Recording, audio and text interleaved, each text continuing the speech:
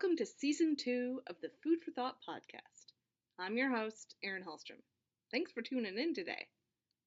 On our Season 2 opener, the food processing team has gone into forecast mode. Listen in as Editor-in-Chief Dave Fusaro and Senior Editor Demetrakakes talk about what we can expect in the food and beverage industry in 2021. Throughout the next half hour, we talk about what trends we can expect to play out this year, as well as how COVID-19 and a new presidential administration will continue to impact the industry as a whole.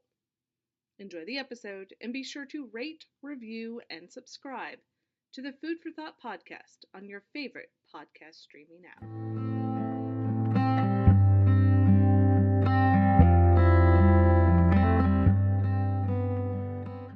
Dave Fusaro, Demetrakakes, welcome back to the Food for Thought podcast. How you guys doing today? Thanks for having us. Very good, thanks. And thanks for everybody listening in, too. Yeah. We're excited. So many people have been enjoying this podcast, and it is now 2021. Got a whole new year in front of us, which means we also have a bit of an outlook. This is one of our favorite things to do at the start of every year is look forward and see what we might be able to expect for the food and beverage industry. So, Dave, as the keeper of the outlooks every year, I have a question for you. Let's talk about trends. Can you give everyone a review of the overall trends that have become apparent during the pandemic and whether or not you see those continuing into 2021? Yes, indeed. Well, yeah, that is definitely the elephant in the room, and a lot of the things that got underway in 2020, we'll have to see how they play out in 2021. I mean, we're coming up on the one-year anniversary of the pandemic. Although it kind of started, it was relegated strictly to China in 2019, in December of 2019. It didn't really appear over here in the States until, there's a little bit in January. The first death wasn't until February 29th, for better or worse, leap year day. And even then, people didn't quite know what was going on or how severe it would be. But in early March is when, out of an abundance of caution, that's such an overused term lately, some states started closing schools for like a week at a time, and other things started closing, and people started to panic. Is this something that's going to last a week? Are the grocery stores going to close? They see restaurants closing. So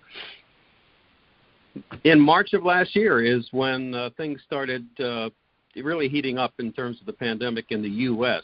So the first thing was there was a round of panic buying, and people went to grocery stores and just cleaned the shelves off of toilet paper and hand sanitizer first and foremost. But there was if you think you're going to be locked into your house, or the grocery store might close, which they never did, what are you going to buy? You buy a small amount of fresh foods, but mostly you're going to buy shelf-stable stuff, because they don't know if the grocery stores are going to close for a day or a week or whether it's going to be several months.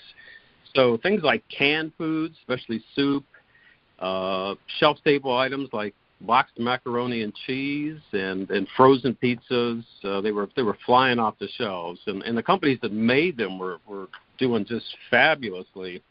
And then restaurants started closing, and that kind of accelerated the thing and also made some really problematic issues for food companies that had both food service and retail customers. Then there was cooking at home, and baking in particular took off. But the cooking at home, when you had the kids home from school as well, people didn't want to experiment and spend a lot of time preparing food. They were looking for the simple stuff, like Hamburger Helper and the Kraft macaroni and cheese. So that's why pantry staples became very popular very quickly. And companies that made those things, their sales had been flat for years, but suddenly they took off, and they had phenomenal first quarters of 2020. And then meat plants started shutting down. They became the poster child for worker transmission of the virus, and most of them didn't shut down for a long time, usually like a week at a time, but nevertheless there were some supply chain disruptions, and that only accelerated, I think, the consumer curiosity about plant-based proteins, in particular meat analogs. So a lot of trends were started during the pandemic. It'll be interesting to see if they continue into 2021. And another one is as the pandemic wore on, and this is something, that happened in the second half of 2020, people started looking to eat for their own health, eating for immunity. And there was quite a pickup in foods that were fortified with vitamins, especially the antioxidant vitamins, things like C, E, and even D is now being considered as something that helps with immunity. Anything with antioxidants in it. Probiotics also took a starring role, that they play a role in immune health. And like, for instance, my wife has started buying gummy supplements with elderberry in it. So things like that have really taken off during the end of the pandemic.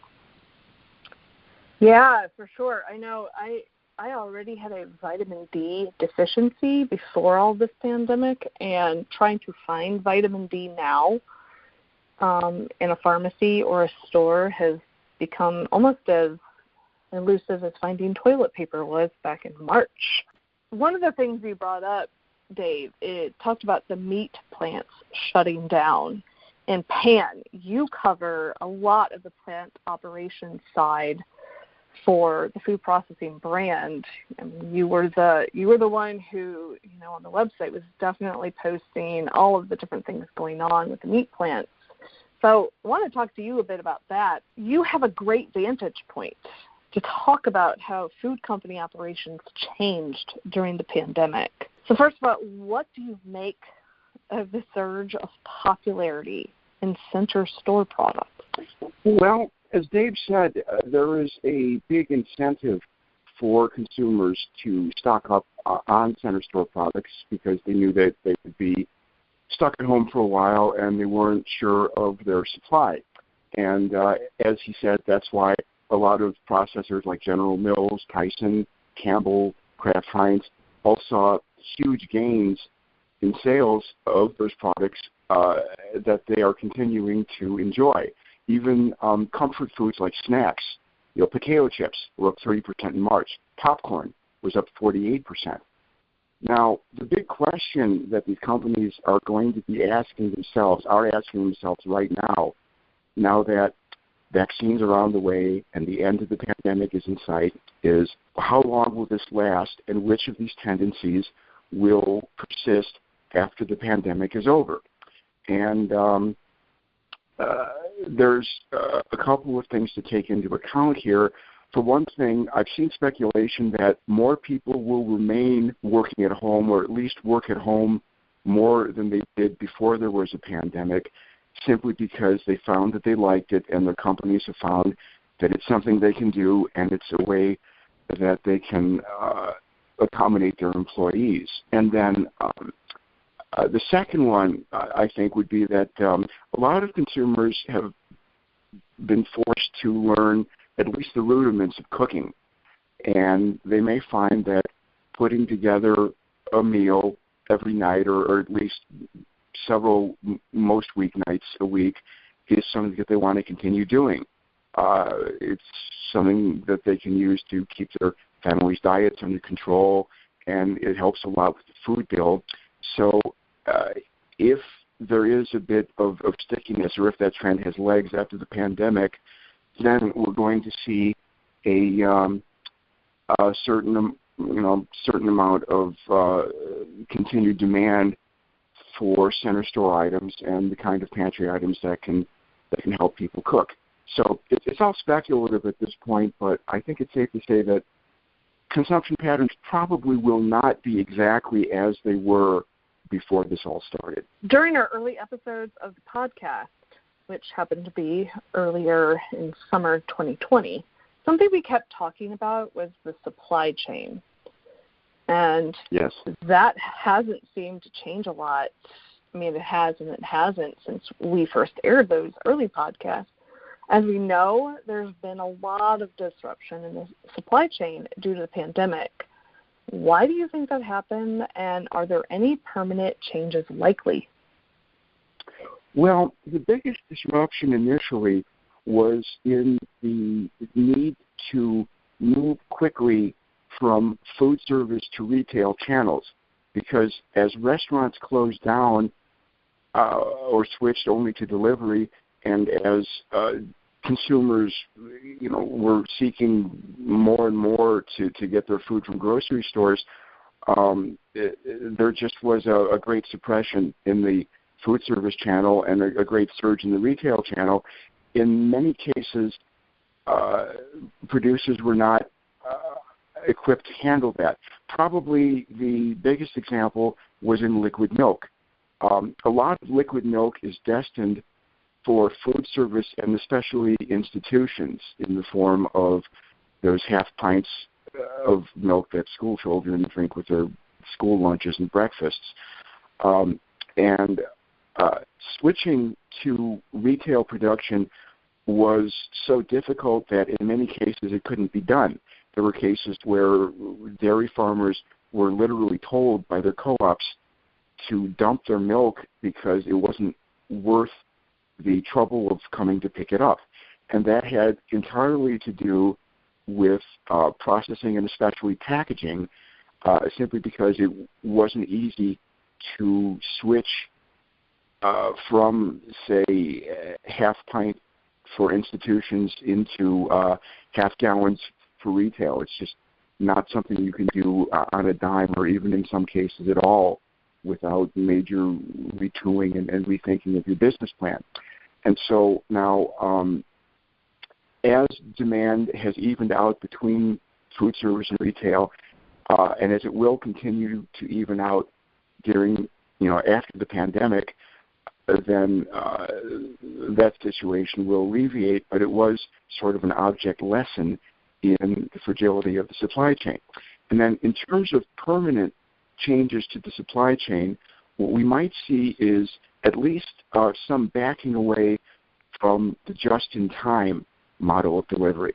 You see, conventional wisdom for the last few decades really has been that inventory costs money, and the whole drive was to get as much inventory as possible out of the supply chain at every point, from processing to retailing, just because the thinking was that sitting on large stocks of food or products or whatever kind of products just isn't profitable. However, when we saw rampant out of stocks at the beginning stages of the pandemic, with certain popular items being unavailable or scarce, that sort of exposed the fragility of the just-in-time model. Now, will we go back to having massive inventories in grocers' back rooms? No, of course not.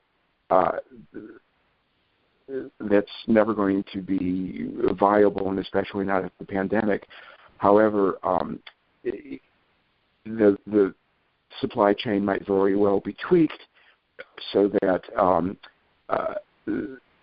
there is a greater ability to meet surges and ebbs in demand, and to supply retailers on a more local basis. Again, we'll have to see what happens, but I really think that the GIT model is going to be altered at least a little bit when we come out of this. Those videos of farmers dumping milk and the conditions in meat plants that circulated on the internet and on your evening news on TV as well probably motivated at least some people to try plant-based proteins in both the dairy milk category and in the meat category. And If those images were burned into their psyche, a lot of those people who tried non-animal protein sources will probably stick with them in 2021. Yeah, it's definitely going to be an interesting. The plant-based protein, rather, is going to be definitely something interesting to watch in this coming year. Pam, I wanted to touch back on something about when you were talking about retail. That's an element that we don't cover a lot on food per se, but it's something that obviously food processors deal with constantly, is the retail partners. Has the pandemic brought any changes in the relationship between processors and food retailers, at least from what you're seeing? And are any of those likely to endure? Before I answer that, let me give a little bit of background as I see it. The relationship between food processors and their retail trade customers is always going to be fraught for one simple reason. They both want the best price. The processors want the highest price, and their trade customers want the lowest price. That's never going to change. However, there's always been a debate in the industry over exactly how much information and sharing and cooperation is appropriate between the processor community and the food retailers. And that debate has only gotten more intense as we plow further into the digital age for this reason.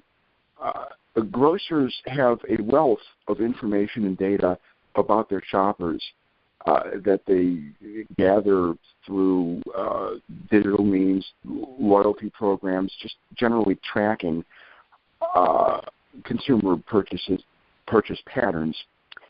And there's been a debate for a long time over how much they can and should share with processors to shape further, future strategy. And then on top of that, there's the question of how much processors can and should spend on trade expenses, such as slotting fees and promotions. Generally speaking, the more willing processors are to spend money on those things, the less demanding their trade customers become on price. And according to what I've been told, the industry had been moving toward a greater cooperation in that regard.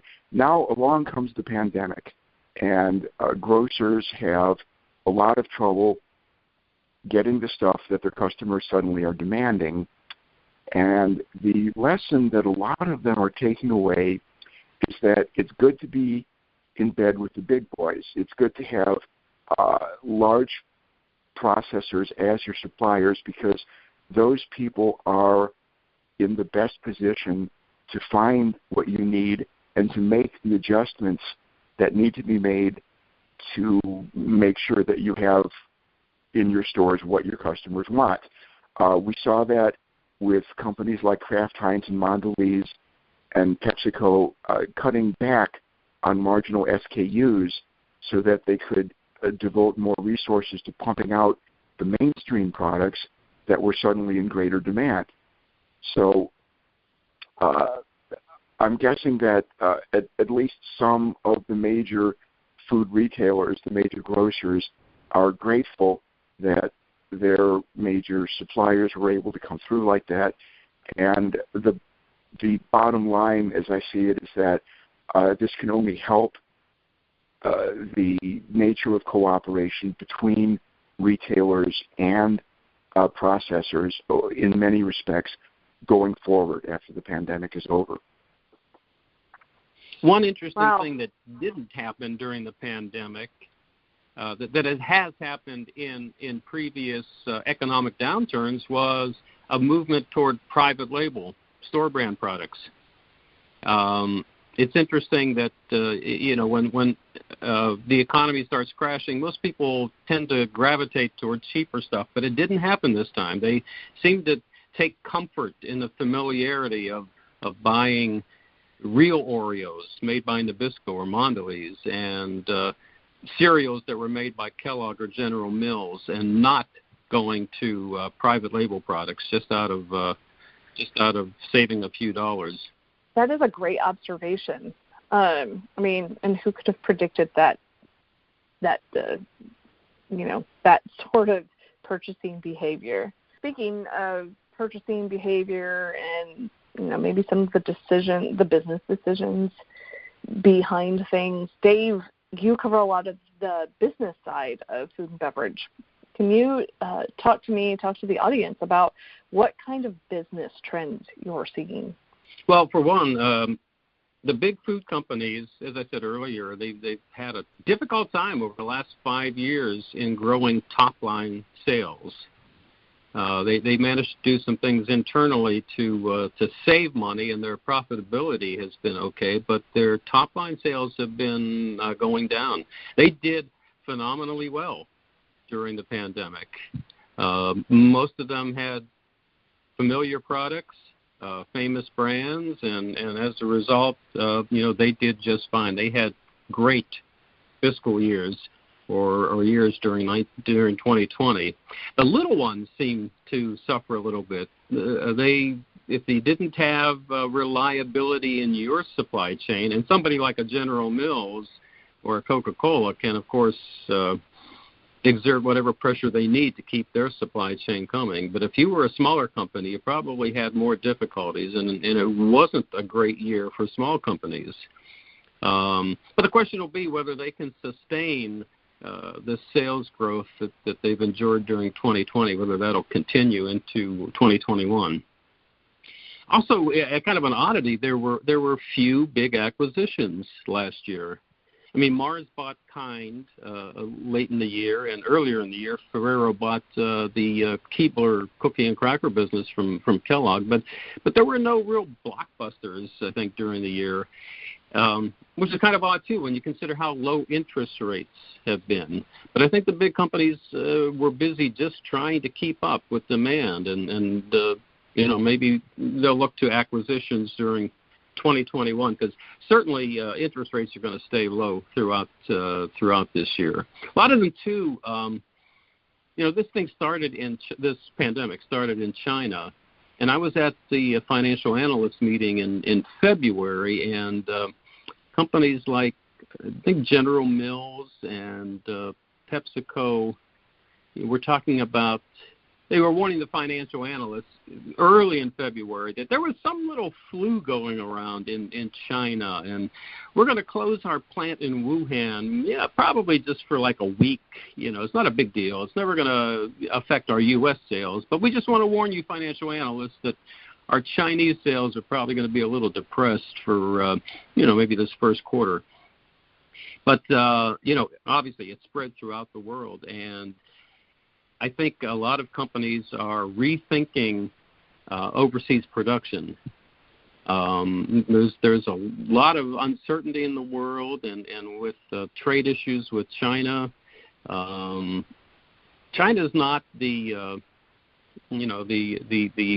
pot at the end of the rainbow that it used to be. Pay scales in China are growing. Chinese competition is growing, so it's not an automatic place where you can make the cheapest and good quality products anymore. So I think there's going to be a movement to onsource, to bring a lot of production back to the United States, or at least to countries that we feel more comfortable with. Another thing that comes out of the business side, and someone mentioned it earlier, that everybody's been working from home. We right now are working from home, aren't we? And it caused, to some extent, a pause in R&D. I think, as I said earlier, that a lot of companies just wanted to hunker down and create and produce more of the familiar products that people were buying. But that caused a pause in R&D. But also we did some stories recently about R&D teams that were having to work remotely, and Zoom meetings are helpful, but they're not as good as in-person contact. And especially when you get into the tasting and going back and forth about a new potential food product, working remotely is not as good as working in the lab and in the office. So Can I just jump in here and say one thing? Sure. That's really true, and it was also mentioned to me that's a factor in building new relationships between processors and retailers during the pandemic. You can't really go visit people in stores anymore, and trying to sell a new product over a Zoom call just isn't as effective. Yeah. So that's another reason why there's a big or a better bond between retailers and larger processors, because they have those relationships already in existence.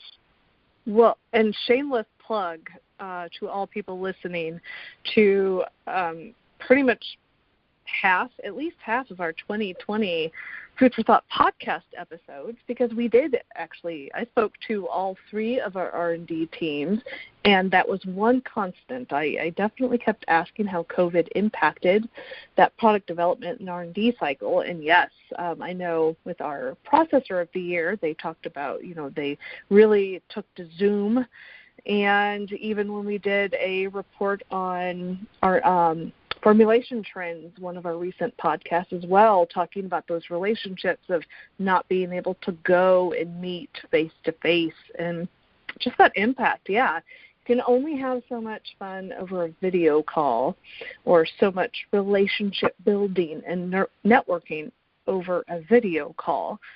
So it'll be interesting to see how that goes back. But Dave, you were saying about just the relationships and the networking and the digital side of things. Well, speaking of the digital side of things, one more business and plant operations impact of the pandemic is, and especially maybe in the meat plants, there's going to be, I think, a look toward more automation.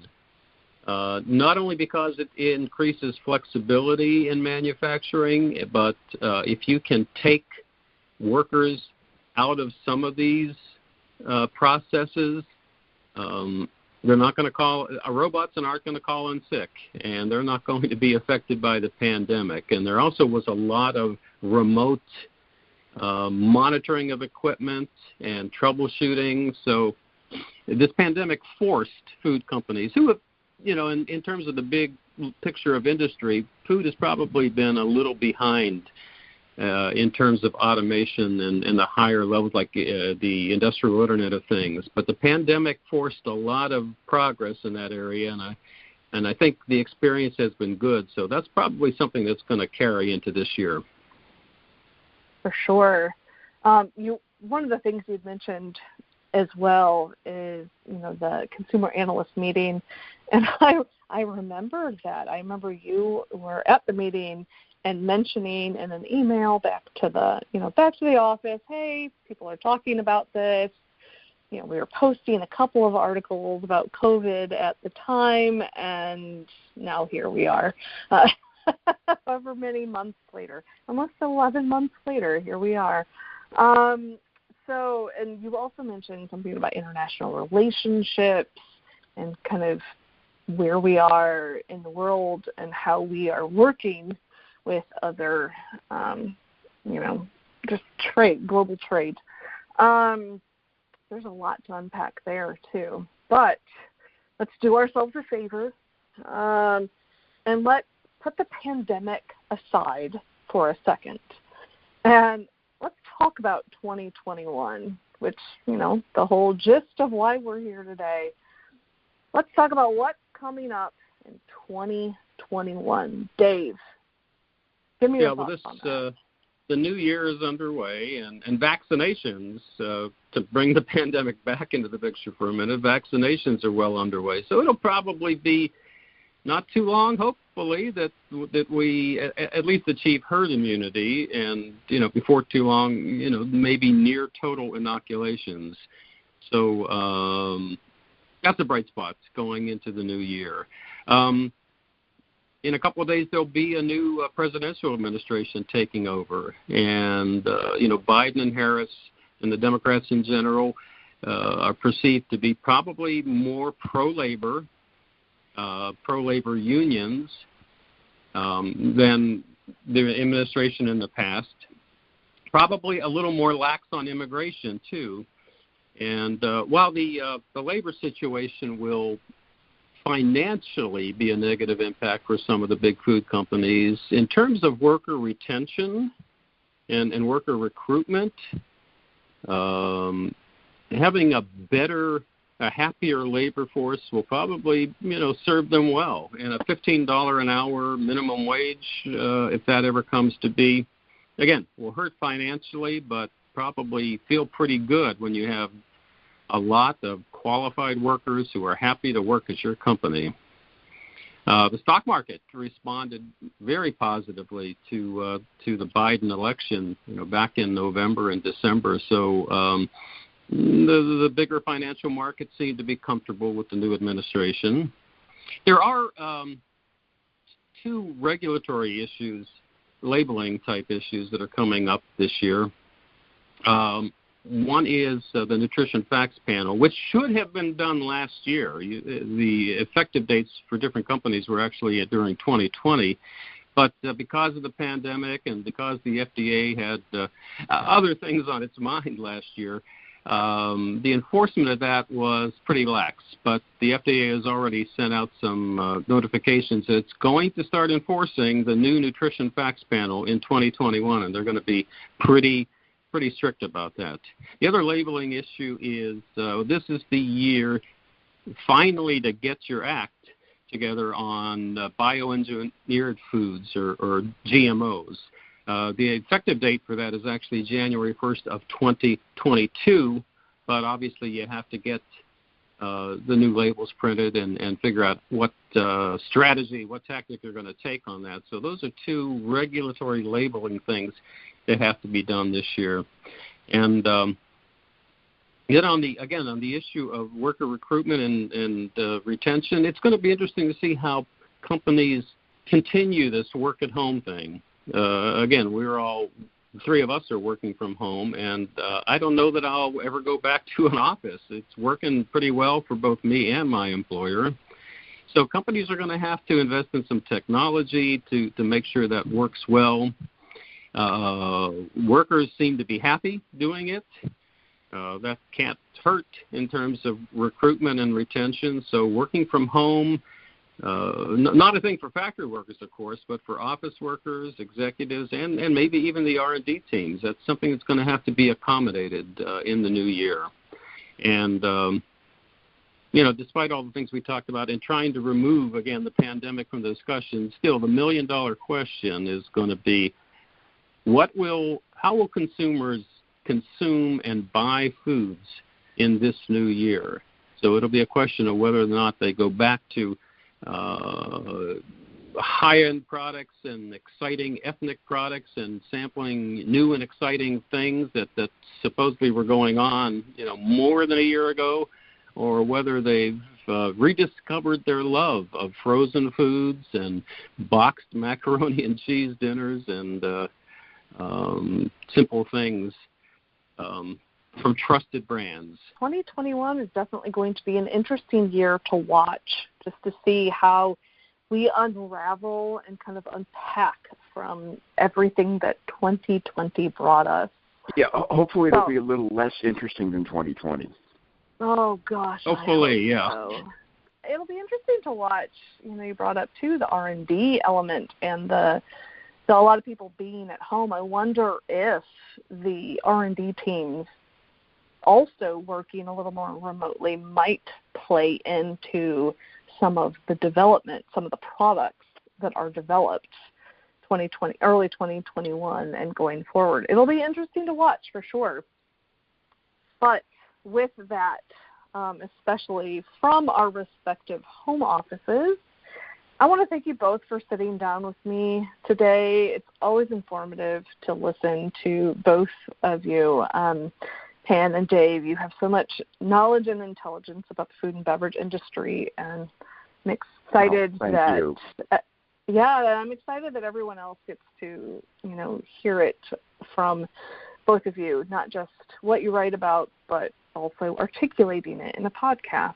So thank you both for joining me from your respective home offices, and thank you to everyone listening for us today. Podcast, definitely almost another adaptation of things that became a little more natural to your daily or maybe weekend routine listening to podcasts. So From everyone on the Food for Thought podcast team, to everyone listening, thanks for joining us, and we will talk to you again.